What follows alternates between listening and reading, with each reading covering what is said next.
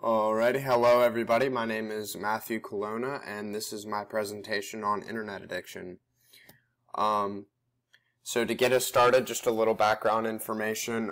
Internet addiction actually affects 1 in 8 Americans, and it's actually on the rise as more people begin to deal with depression. Life is just becoming more stressful, and as this continues, it's just more abundant for those who do not go out as often. And so overall, the main causes of internet addiction are depression, hardships, and cyber relationship addictions.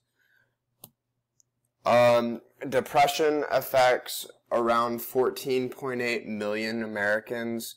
So around 20% of teens will experience symptoms of depression before adulthood. And so naturally, as computer use is on the rise and so is depression, the two are kind of just linked together. Because people aren't going out as much, and because depression is on the rise as our lives are becoming more and more stressful, and we're just given so many more obligations at such a young age nowadays.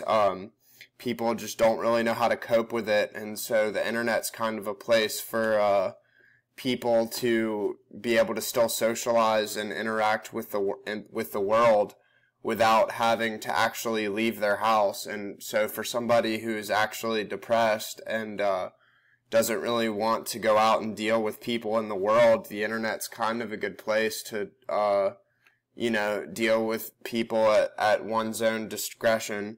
So, the real question that kind of lies in place here is, does the internet really help people, cope with depression, or does it make it worse by creating a dependency for people who feel like they need the internet to learn how to be social? So another thing that causes internet addiction is cyber relationship addiction. So a bad relationship with parents, or a bad breakup with a significant other, or it could be a good thing as well with a cyber relationship, such as if you've met somebody over social media, maybe that you really like, or someone that you've connected with, a friend or significant other. And then, of course, dating apps as well. I mean, there's Tinder, Bumble, Coffee Meets Bagel, Hot or Not. There's a ton of different cyber relationship apps that try to connect people, and definitely for somebody who's just been through a bad breakup, or somebody who's just really lonely and really needs somebody in their life, it's definitely easy to get addicted to these dating apps. Another thing that can lead to depression and internet addiction is just going through a hardship in life. So like maybe one of your parents or siblings died, or your house caught on fire, or maybe you just wrecked your car, or you lost your job. There's all kinds of hardships that can lead to people just, losing control with their life. If you don't know how to to control yourself in a situation where you really have no control, the internet's a great place to go as a second resort, because it's easy to hide behind a keyboard and troll others, and this is kind of where internet trolls really stem from.